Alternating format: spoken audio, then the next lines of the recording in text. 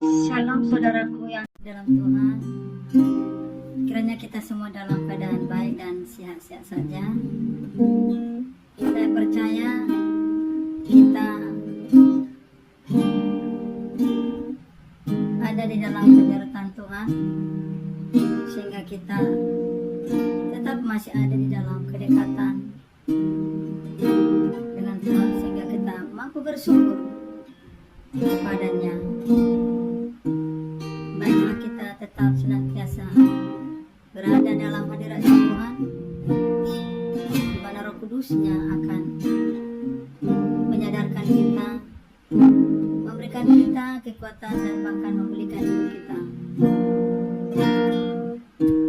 Mari kita bersyukur kepadanya. Marilah kita untuk senantiasa bersyukur, berterima kasih kepada Tuhan, karena Dialah pemilik hidup kita ini. Terima kasih Tuhan untuk kasih setiamu yang ku alami dalam hidupku. Terima kasih Yesus untuk kebaikanmu sepanjang hidupku. Terima kasih Tuhan untuk kasih setiamu yang ku alami dalam hidupku. Terima kasih Yesus untuk kebaikanmu sepanjang hidupku.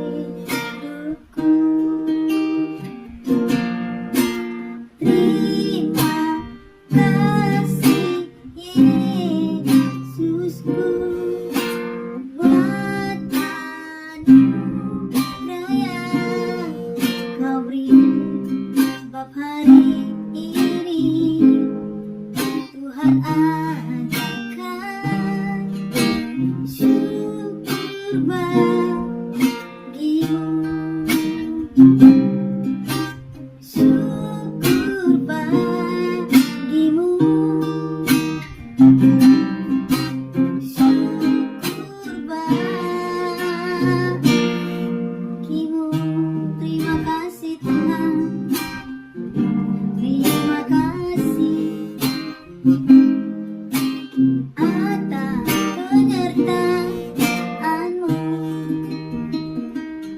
Engkau baik dan sangat baik, teramat baik.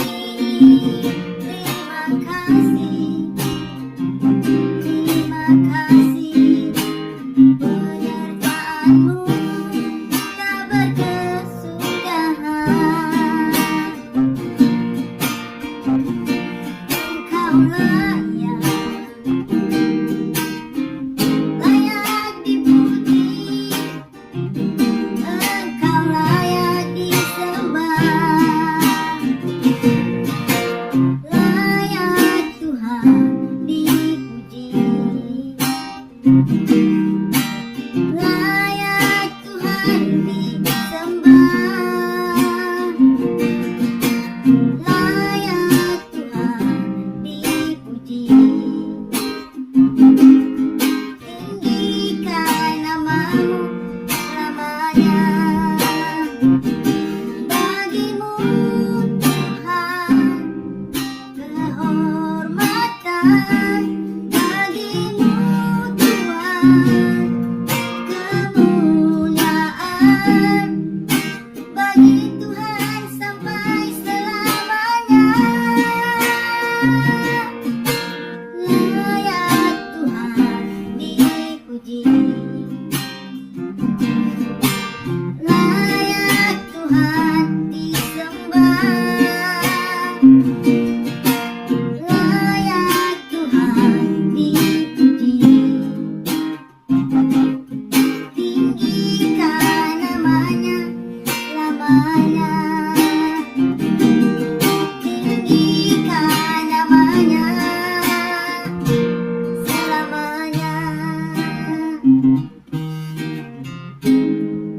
sucikanlah namamu selamanya.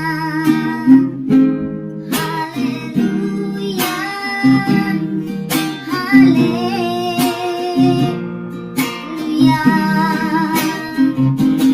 haleluya, haleluya. Terima kasih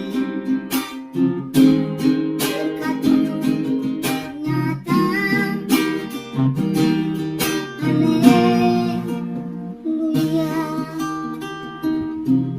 Makasih Tuhan buat penyertaan, buat kebaikan.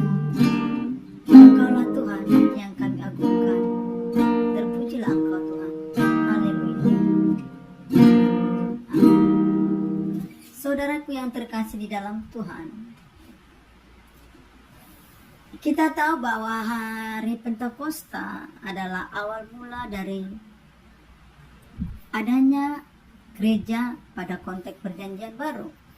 Dan kita tahu bahwa kenaikan Tuhan Yesus, Tuhan memberikan kepada kita Roh Kudus. Karena Roh Kudus itu adalah pribadi Allah sendiri. Apapun aliran gereja kita, apapun gereja kita harus mempercayai Roh Kudus.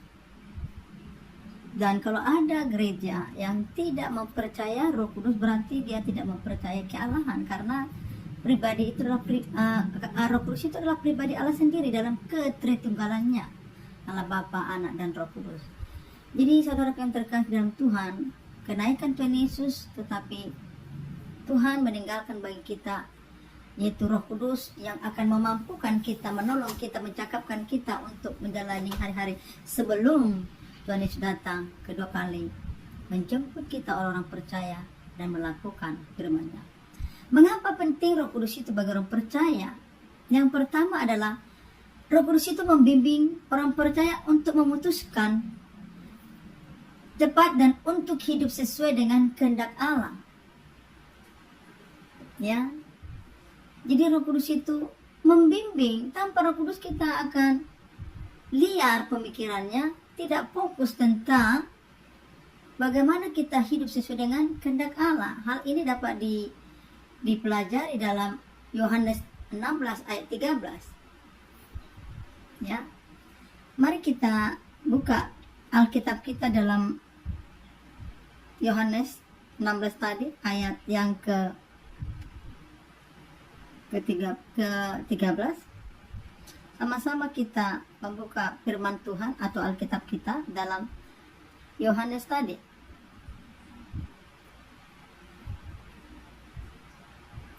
Dikatakan di sini bahwa tetapi apabila Ia datang, yaitu Roh kebenaran, Ia akan memimpin kamu ke dalam seluruh kebenaran, sebab Ia tidak akan berkata-kata dari dirinya sendiri, tetapi segala sesuatu yang didengarkannya itulah yang akan dikatakannya, dan Ia akan memberitakan kepadamu hal-hal yang akan datang. Jadi Roh Kudus itu akan membimbing kita mengerti kehendak Tuhan di dalam kehidupan kita ini sebagai orang percaya. Yang kedua adalah Roh Kudus menghibur orang percaya dalam masa kesulitan dan kesedihan. Kita tahu bahwa hidup kita ini tidak lepas daripada persoalan, pergumulan, tantangan. Inilah peranan Roh Kudus atau pentingnya Roh Kudus bagi kita sebagai orang percaya, bahwa Roh Kudus itu tidak membiarkan kita di dalam kesedihan. Walaupun ada saudara kita yang menghibur kita, itu terbatas adanya, tetapi Roh Kudus itu senantiasa memberikan kita kekuatan, bahkan penghiburan dalam saat-saat sedih, sulit, dan masalah. Kita tidak lepas dari masalah. Oleh sebab itu Roh Kudus menghibur kita, menolong kita, memberikan kita kekuatan supaya kita tetap kuat menghadapi semuanya itu. Hal ini bisa dibaca di dalam Yohanes 14 ayat yang 16 sampai 17. Dikatakan Yohanes 14 ayat yang ke 16, Yohanes 14 ayat 16 dikatakan di sini, Aku akan meminta kepada Bapa dan Ia akan memberikan kepadamu seorang penolong yang lain, supaya Ia menyertai kamu selama-lamanya, yaitu Roh kebenaran. Dunia tidak dapat menerima Dia sebab dunia tidak mengenal Dia dan tidak mengenal Dia, tetapi kamu mengenal Dia sebab Ia menyertai kamu dan akan diam di dalam kamu. Jadi penghibur itu kita rasakan di dalam hidup kita. Dia hadir untuk menolong kita, memberkati kita. Jadi saudaraku, betapa pentingnya Roh Kudus itu bagi kehidupan kita sebagai orang yang percaya kepadanya. Yang pertama tadi membimbing dan menghibur. Yang ketiga adalah pentingnya Roh Kudus itu adalah memberikan kita kekuatan. Ya, kita tidak berdaya untuk menjalani kehidupan ini yang begitu banyak tantangan, hambatan, masalah, bahkan dosa, banyak kejahatan yang diperhadapkan dalam hidup kita. Tetapi Roh Kudus itu memberikan kita kekuatan. Sebagai orang percaya, kita membutuhkan Roh Kudus untuk hidup sesuai dengan kehendak Allah. Ini gak gampang. Maka jangan merasa ada orang yang merasa hebat, tanpa Tuhan dia akan bisa hidup. Oke, memang dia bisa hidup, tetapi hidup yang seperti apa yang dia hidupi? Apakah dia hidup sesuai dengan kehendaknya, mengikuti dunia, atau sesuai dengan kehendak Tuhan? Sebagai dia percaya kepada Tuhan, mari kita baca di dalam Efesus pasal 3 ayat 16.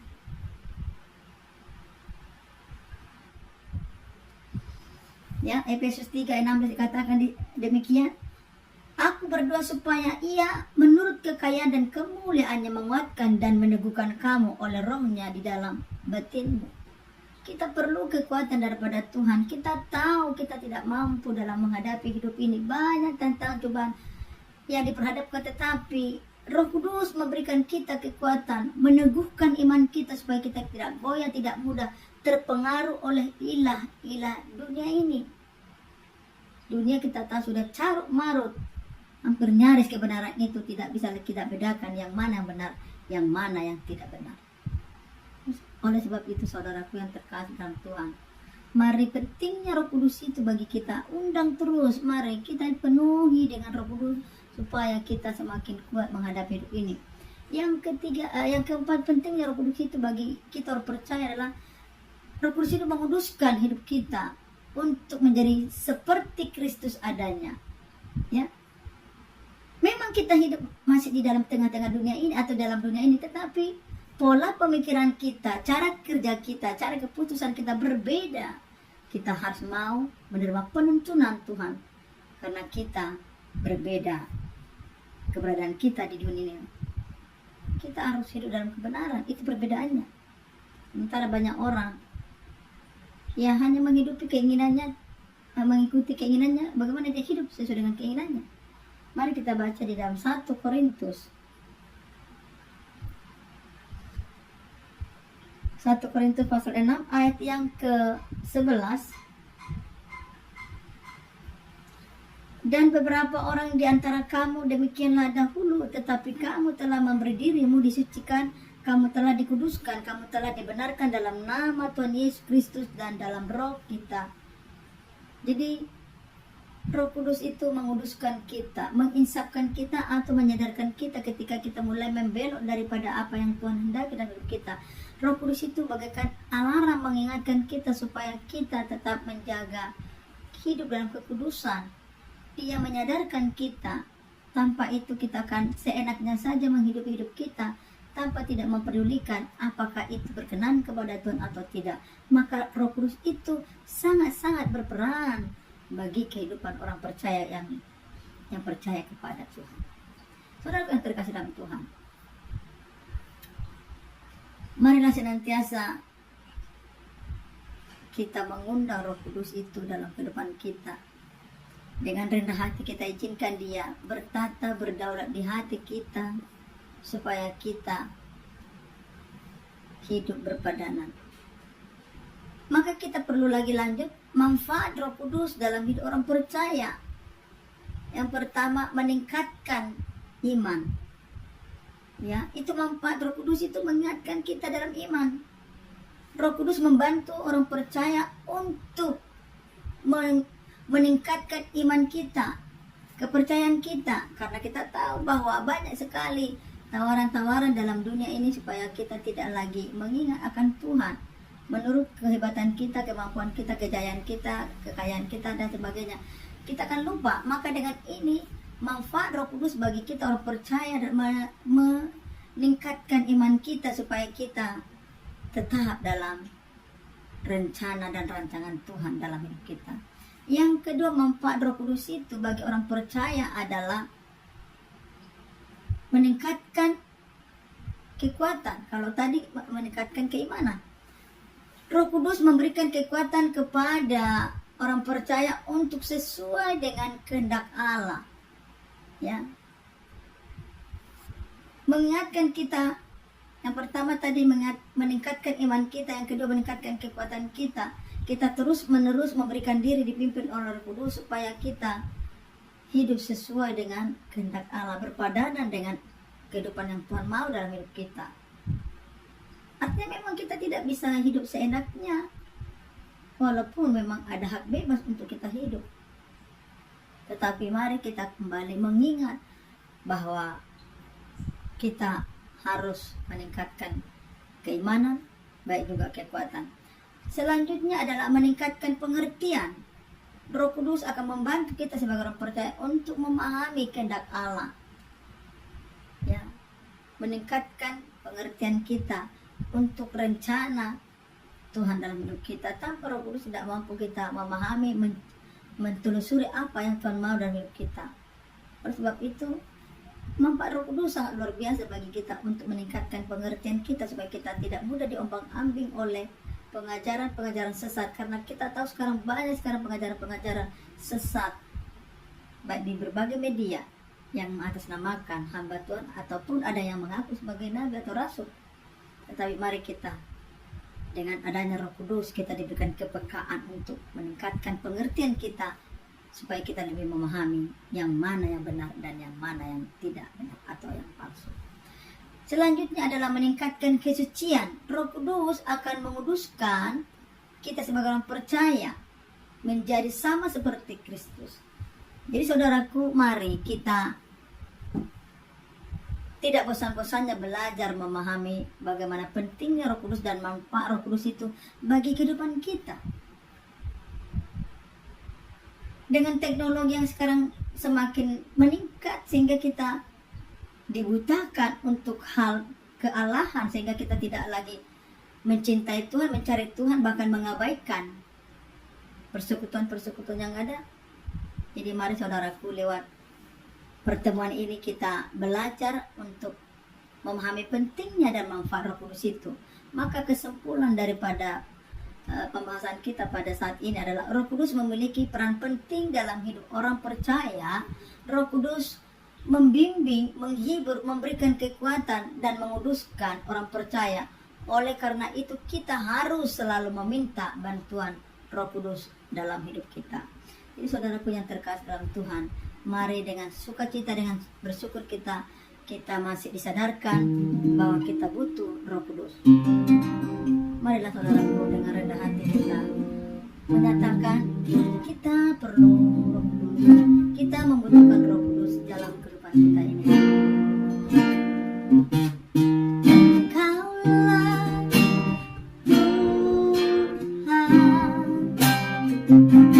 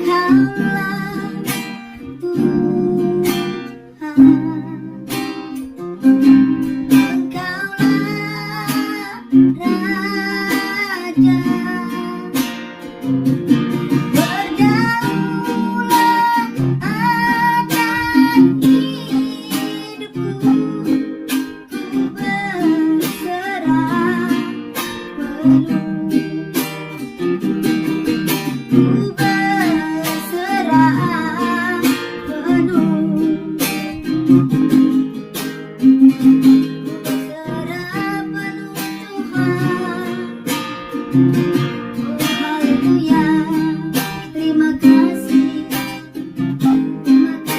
ya Roh Kudus. Engkau baik, engkau lembut, Roh Kudus, Roh Kudus. Berkatalah di hati dan berdaulatlah atasku. Roh Tuhan yang memampukanku, yang mencakapkanku, yang memampukanku untuk berjalan dalam kehidupan ini. Roh Kudus, Roh Kudus, Roh Kudus, penuhiku. Roh Kudus, penuhiku, penuhiku, Roh Kudus. Engkaulah yang bertata, berdaulat atasku. Roh Kudus, Roh Kudus. Terima kasih Tuhan, terima kasih Bapa. Terpujilah Tuhanku, terpujilah Engkau ya Allah. Terima kasih buat penyertaan-Mu, terima kasih untuk perjumpaan ini. Ditinggikanlah Engkau Tuhan, dimuliakanlah Engkau. Datanglah kerajaan-Mu, jadilah kehendak-Mu di bumi seperti di surga. Terima kasih. Haleluya. Terima kasih buat pertemuan ini. Kita berjumpa lagi di konten berikutnya. Shalom.